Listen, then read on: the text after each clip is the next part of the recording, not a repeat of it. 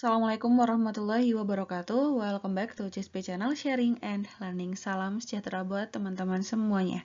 Oke, buat teman-teman yang masih mengikuti PPG Daljab 2022 kategori yang pertama, sekarang teman-teman sedang prepare ya untuk UKIN. Nih, baik itu portofolio, teman-teman mengumpulkan portofolionya ataupun persiapan buat praktik UKIN. Nah, sambil teman-teman prepare nih buat UKIN-nya, tidak ada salahnya teman-teman sambil belajar juga untuk UP-nya. So, kali ini kita akan bahas soal sharing bareng soal-soal UP PPG Daljab 2022 kategori yang pertama berdasarkan kisi-kisi, dan kali ini kita akan bahas soal-soal pedagogik ya. Sebelum lanjut, jangan lupa teman-teman like video ini, subscribe, dan juga nyalakan lonceng notifikasi supaya tidak ketinggalan update video selanjutnya. Follow IG aku juga di cispi_47. Oke. Langsung saja kita ke soal yang pertama. Di sini pada suatu pembelajaran untuk menanamkan suatu konsep tempat kedudukan, Pak Sapii memberi suatu contoh soal dan juga cara menyelesaikannya kepada murid. Setelah itu, beliau memberikan beberapa contoh soal lain yang bertipe sama. Teori belajar apakah yang membenarkan tindakan yang dilakukan oleh Pak Sapii tersebut? Apakah teori belajar matematika dari Harel, ataukah teori Vygotsky, teori Piaget, teori Brussels, atau teori Thorndike? Silakan teman-teman bisa dijawab terlebih dahulu. Oke, di sini kata kuncinya adalah Pak Guru itu yang memberikan contoh soal, lalu cara juga menyelesaikannya, dan setelah itu memberikan lagi nih beberapa contoh soal lain yang tipenya sama. Gitu. Oke, jawabannya adalah iya, tepat sekali, teori belajar Thorndike. Jadi kalau kita lihat di sini ya, dengan memberikan contoh soal, lalu cara menyelesaikannya kepada murid, nanti sampai murid itu bisa, lalu kemudian diberikan contoh-contoh soal yang lain yang tipenya sama. Berarti ini lebih ke latihan lah ya, lebih ke drill. Nah, kalau teman-teman ingat, itu salah satu atau bentuk implementasi dari teori belajar Thorndike, di mana ada 3 hukum kesiapan ya, ada law of readiness. Semakin siap siswa itu, maka akan semakin mudah memahami materi. Lalu ada law of exercise ya, semakin sering anak-anak itu berlatih, atau kalau di sini konteksnya adalah berlatih drill soal begitu ya, maka akan semakin mudah untuk memahami materi tersebut. Lalu yang ketiga adalah hukum akibat atau law of effect gitu teman-teman. Oke, kita lanjut ke soal nomor 2. Bu Dian mengalami masalah di kelasnya tentang rendahnya motivasi siswa untuk bertanya. Rumusan judul PTK yang tepat adalah, silakan teman-teman bisa dibaca dulu opsinya, lalu dijawab ya. Oke, jadi di sini kita bisa garis bawahi permasalahannya adalah tentang motivasi siswa. Jadi kita cari judul PTK yang tepat begitu. Nah, ini tentang PTK itu memang sesuai dengan kisi-kisi ya, ada teman-teman. Bisa itu nanti judul PTK-nya atau mungkin permasalahannya gitu. Oke, jadi yang harus teman-teman tahu itu dalam merumuskan tujuan PTK itu nanti harus ada beberapa aspek ya di situ yang merupakan, pertama itu variabel Y-nya. Nah, variabel Y itu adalah permasalahannya. Jadi gambaran dari apa yang dipermasalahkan. Misalkan masalahnya kalau di sini adalah tentang motivasi belajar siswa, begitu ya. Lalu selanjutnya ada tindakannya atau treatmentnya. Itu yaitu merupakan apa sih yang akan dilaksanakan untuk menyelesaikan masalah. Jadi semacam solusinya begitu. Yaitu merupakan variabel X. Jadi penerapan misalkan model apa, metode apa begitu ya. Kemudian ada juga judul PTK itu harus memuat keterangan, bisa tempatnya, waktu, kelas yang dijadikan penelitian, dan mata pelajaran apa yang dijadikan PTK. Jadi jelas itu nanti PTK-nya dilaksanakan di mana, siapa yang terlibat, lalu muatan pelajarannya apa begitu. Nah, nanti berarti teman-teman pilih yang lengkap ya, yang memuat itu yang lebih lengkap dibandingkan dengan opsi lain dan sesuai dengan permasalahannya di soal tersebut tentunya, sesuai dengan variabel Y-nya, begitu, dan solusinya juga tepat untuk menyelesaikan masalah yang ada, gitu ya. Oke, kita lihat yang A. Upaya meningkatkan keberanian bertanya melalui metode ceramah pada siswa kelas 4 SDN 3 Garung Wonosobo. Oke, boleh kita save dulu ya. Yang B, faktor-faktor yang menyebabkan rendahnya keberanian bertanya siswa kelas 4 SDN 3 Garung Wonosobo. Nah, kalau ini faktor ya, faktor-faktornya. Jadi cari penyebabnya. Ini kalau untuk judul PTK bukan cari penyebabnya ya, tapi upayanya itu apa, solusinya itu bagaimana begitu. Jadi ini bisa kita eliminasi.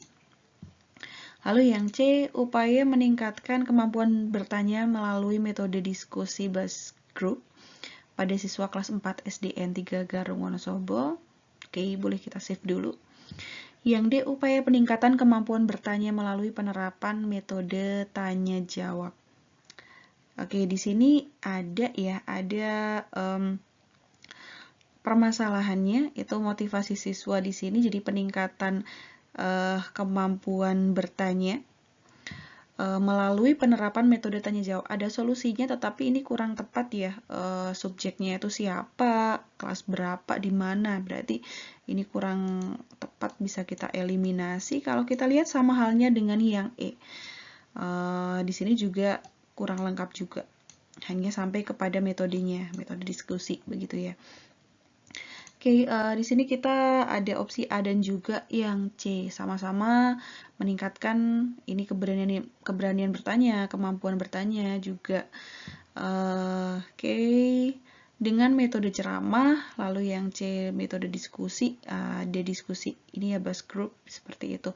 Nah, kalau kita lihat sebenarnya metode ceramah itu juga bisa digunakan, bisa juga sih digunakan untuk mungkin meningkatkan motivasi siswa begitu ya, atau meningkatkan keberanian bertanya, tetapi ini lebih tepatnya itu yang C. Nah, kalau diskusi ini dengan nantinya anak-anak itu dibagi dalam beberapa kelompok, lalu mereka akan lebih interaktif, lebih bisa berkolaborasi begitu ya, jadi bisa meningkatkan kemampuan bertanyanya. Ini yang C ini lebih relevan, lebih sesuai dengan permasalahan yang ada di nomor 2. Jadi yang tepat adalah opsi yang C gitu ya. Oke, soal nomor 3. Sebelum lanjut ke soal nomor 3, teman-teman, nanti akan ada satu soal nih yang bisa teman-teman jawab. Silakan teman-teman untuk nanti jawab di kolom komentar, dan akan ada giveaway nih, giveaway untuk beberapa dari teman-teman yang bisa menjawab dengan tepat dan juga dengan analisa dan alasan yang tepat juga. Nanti teman-teman bisa dapat giveaway, yaitu masuk free untuk ikutan CISPI Bimbel UP PPG Daljab 2022 itu ya. Nah, buat teman-teman juga yang mau join di CISPI Bimbel UP, di situ dengan kita Zoom setiap hari teman-teman, lalu ada juga nanti teman-teman akan mengerjakan simulasi berbasis CAT ya, dan juga nanti teman-teman dapat soal pembahasannya juga ada begitu, dan ada juga polling di grup Telegram nanti akan dilaksanakan sampai pelaksanaan OP. Buat teman-teman yang mau join silahkan bisa daftar, dan link pendaftarannya ada di deskripsi. Oke, kita lanjut ke soal nomor 3. Contoh konstruksi pengembangan alat penilaian kognitif yang tepat untuk melihat kemampuan HOTS dari indikator siswa memahami keberagaman suku bangsa, sosial, dan budaya Indonesia yang terikat persatuan dan kesatuan di bawah ini kecuali. Oke, ada kata-kata kecuali ya. Ini. Oke, silakan teman-teman mungkin bisa dibaca opsinya terlebih dahulu ya. Di sini kita bisa cari kata kuncinya, jadi supaya lebih memudahkan kita ya, cari kata kuncinya dulu. Sini adalah penilaian kognitif. Oke, jadi kita nanti fokus ke penilaian kognitif, dan di sini kemampuan HOTS. Oke, jadi kemampuannya HOTS ya. Tentang materinya yaitu memahami keberagaman suku bangsa, sosial, dan budaya. Oke, keberagaman di sini. Berarti kita pilih yang bukan. Yang A, pertanyaan dengan opsi jawaban pilihan ganda indikator ranah kognitif tingkat tinggi. Ini kalau ini sudah jelas ya, udah ranah kognitif dan juga tingkat tinggi HOTS. Jadi udah pasti ini benar. Lalu yang B, tugas mengidentifikasi keberagaman suku bangsa, sosial dan budaya dalam konteks persatuan dan kesatuan Indonesia. Mengidentifikasi. Oke, ini juga kognitif juga ya, dan materinya sesuai. Tapi identifikasi itu mungkin belum masuk ke HOTS. Kita save dulu untuk yang B. C. Karya siswa berupa poster tentang profil dan ekspresi seni budaya Nusantara.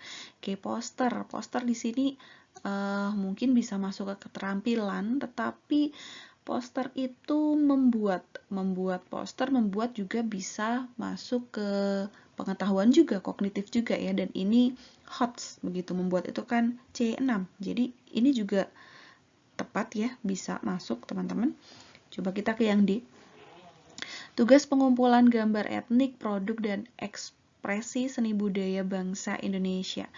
Nah, ini lebih ke mengumpulkan gambar ya, gambar etnik, produk, dan ekspresi. Ini produk juga ya, kita bisa lihat dia lebih kepada keterampilan, ini lebih ke KI 4 ya. Kalau kita lihat, coba di E dulu. Soal berbentuk pertanyaan terbuka berkenaan keragaman suku bangsa, sosial dan budaya dalam konteks persatuan dan kesatuan Indonesia. Ini jelas ya, pertanyaan terbuka itu HOTS karena nanti jawabannya bisa beragam dan materinya juga sesuai. Jadi ini juga tepat. Nah, di sini antara opsi B dan juga yang D nih, yang kecualinya. Kalau opsi B itu dia masuk ke kognitif dan materinya juga sesuai, tetapi memang mengidentifikasi itu bisa dibilang kurang HOTS begitu ya. Tapi memang ini materinya sesuai. Nah, kalau yang D dia lebih kepada KI 4 dan keterampilan, dan ini mengumpulkan sih, hanya mengumpulkan gambar saja itu juga kurang HOTS juga ya. Jadi kalau sama-sama kurang HOTS dan yang B itu lebih kepada kognitif, jadi pilihan yang lebih baik ya, kita pilih yang B gitu teman-teman. Oke, next ya. Soal nomor 4. Saat mengajarkan matematika kelas 2, Pak Budi menyampaikan indikator ketercapaian KD yang harus dicapai, yaitu menjelaskan dan melakukan penjumlahan bilangan yang melibatkan bilangan cacah sampai dengan 999 dalam kehidupan sehari-hari. Kegiatan pembuka rangkaian proses pembelajaran yang tepat untuk memotivasi peserta didik. Oke, kata kuncinya udah dapet di sini ya, pembuka. Ini teman-teman kalau tentang ini pasti udah khatam banget kemarin PPL segala macam, pembuka, iti, penutup, udah mantap mestinya ya. Dan materinya ini nih, nggak boleh keluar dari konteks materinya ya. Oke, kita ke A. Memberikan soal kontekstual tentang penjumlahan dalam kehidupan sehari-hari. Memberikan soal. Oke, kita skip dulu, kita simpan dulu yang B. Menjelaskan berbagai cara menjumlahkan bilangan yang dikaitkan dengan masalah dalam kehidupan sehari-hari. Oke, menjelaskan. Menjelaskan itu bisa sebenarnya menjelaskan di sini ya. Menjelaskan itu bisa masuk juga ke kegiatan itu juga sih. Tapi kita skip dulu ke C dulu ya. Menampilkan video pedagang sedang melakukan perhitungan total harga barang dagangan yang harus dibayar pembeli. Oke. Yang D berpesan agar peserta didik berhati-hati melakukan operasi penjumlahan dalam kehidupan sehari-hari ya. E memberikan kegiatan kepada peserta didik untuk menghitung dan mengelompokkan permen-permen sesuai rasanya. Oke. Kalau sudah dibaca semua seperti ini, sepertinya udah kelihatan jelas ya jawabannya, udah ketemu ya. Oke, jadi kalau memberikan soal kontekstual ini masuknya ke bisa, kalau soalnya itu soal evaluasi ya bisa masuk ke kegiatan penutup. Tapi kalau yang dimaksud LKPD itu bisa ke kegiatan inti. Yang jelas ini bukan masuk ke pembuka ya. Jadi yang A tidak. Menjelaskan berbagai cara. Nah, menjelaskan ini juga masuk ke kegiatan inti, jadi yang B juga bukan. Yang C menampilkan video pedagang sedang melakukan perhitungan total harga barang dagangan yang harus dibayar pembeli. Nah, video itu bisa menjadi salah satu kegiatan untuk pembuka ya, untuk menarik, untuk meningkatkan motivasi peserta didik. Oke, yang C bisa nih.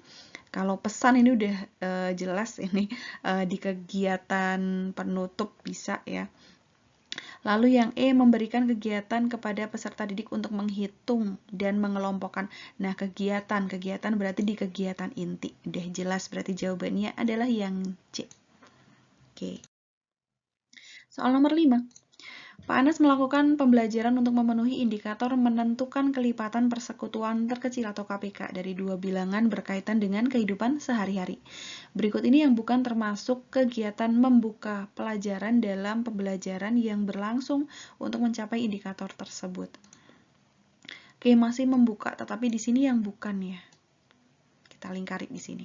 Yang bukan, artinya mungkin bisa di kegiatan inti atau bisa juga kegiatan penutup begitu. Yang A, meminta siswa untuk duduk berkelompok sesuai dengan pembagian kelompok yang sudah disepakati. Oke, kita skip dulu. Meminta siswa mengerjakan beberapa soal tentang kelipatan suatu bilangan. Oke, yang C mengajukan pertanyaan klasikal tentang kelipatan suatu bilangan. Oke, yang D memutarkan video tentang aktivitas orang yang melakukan kegiatan berulang dalam jangka waktu tertentu. Yang E menyampaikan informasi kepada siswa terkait aktivitas pembelajaran yang akan dilakukan pada hari ini. Kalau ini udah jelas ya, ini udah jelas menyampaikan informasi ini pasti masuk ke pembuka ini.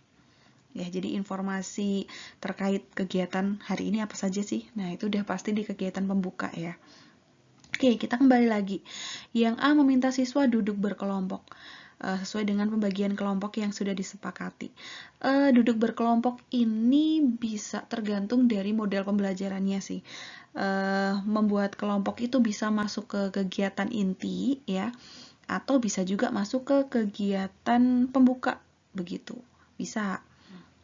Yang B, meminta siswa mengerjakan beberapa soal tentang kelipatan suatu bilangan. Nah, kalau konteksnya di sini adalah mengerjakan soal itu berarti bisa dilakukan di akhir ya. Kalau soal itu evaluasi bisa penutup, atau kalau itu LKPD sekali lagi bisa di kegiatan inti. Jadi yang jelas ini bukan di membuka ya. Lalu yang C mengajukan pertanyaan klasikal. Nah, pertanyaan klasik kan bisa untuk menggugah motivasi dari peserta didik. Ini bisa juga dilakukan di awal, bisa saat membuka pelajaran juga yang C. Lalu yang D memutar video. Nah, memutar video juga bisa untuk motivasi juga ya di awal kegiatan pembelajaran. Jadi yang D, C juga tidak, yang A itu juga bisa dilakukan ketika awal. Jadi memang kalau untuk soal lebih tepatnya tidak di membuka pelajaran, jadi jawabannya adalah yang B ya. Oke, soal selanjutnya nomor 6. Wiwit dan teman-temannya telah selesai belajar KD 3.2, yaitu mengidentifikasi keberagaman sosial, ekonomi, budaya, etnis, dan agama di provinsi setempat sebagai identitas bangsa Indonesia serta hubungannya dengan karakteristik ruang. Bu Indah sebagai gurunya ya akan mengevaluasi kemampuan para siswa menggunakan indikator menemukan sikap toleran dan kerjasama dalam keragaman agama di provinsi setempat. Contoh pernyataan isian singkat yang harus disiapkan adalah, oke, jadi ini lebih ke isian singkat dan oke, untuk indikatornya adalah sikap toleran dan juga kerjasama. Kita langsung ke opsinya. Yang A, sikap yang harus dihindari dalam masyarakat dengan beragam agama adalah B, manfaat sikap toleran antar umat beragama adalah C, penyebab perselisihan antar umat beragama yaitu D, akibat yang diperoleh jika mengganggu teman dalam beribadah adalah E, hidup rukun dengan pemeluk agama lain dapat dilakukan dengan cara. Oke, kalau kita lihat di opsi ini yang paling tepat yang mana, teman-teman? Iya, benar sekali yang E ya. Yang E. Kenapa jawabannya yang E? Karena di sini indikatornya adalah sikap toleran dan juga kerjasama. Di sini dengan hidup rukun, ya berarti itu kerjasama, dan dengan pemeluk agama lain nih, ada agama lainnya, berarti ini toleransi. Ya, dan dengan hidup rukun dengan pemeluk agama lain dilakukan dengan cara ini, jawabannya juga bisa beragam. Artinya ini pertanyaan terbuka yang peserta didik itu bisa berbeda-beda alasannya. Nah, jadi ini HOTS juga, makanya jawaban yang paling tepat adalah yang E. Kalau yang A itu sikap yang harus dihindari. Jadi ini belum memunculkan toleran dan juga kerjasamanya itu ya, belum lengkap. Yang B, manfaat sikap toleran, ini juga lebih lengkapnya yang E. Yang C, penyebab perselisihan, ini hampir sama dengan yang A. Yang D juga hampir sama dengan yang A dan juga yang C tadi. Jadi ya udah jelas yang E ya. Next kita ke soal nomor 7. Menganalisis interaksi antara makhluk hidup dengan lingkungannya serta dinamika populasi akibat interaksi tersebut. Indikator yang paling sesuai dengan KD tersebut adalah, nah ini KD-nya adalah KKO-nya ya, menganalisis. Oke, indikator yang sesuai, jadi kita sesuaikan juga dengan KKO-nya ini analisis. Analisis pasti udah tahu ya, itu C4 karena ini sering sekali muncul.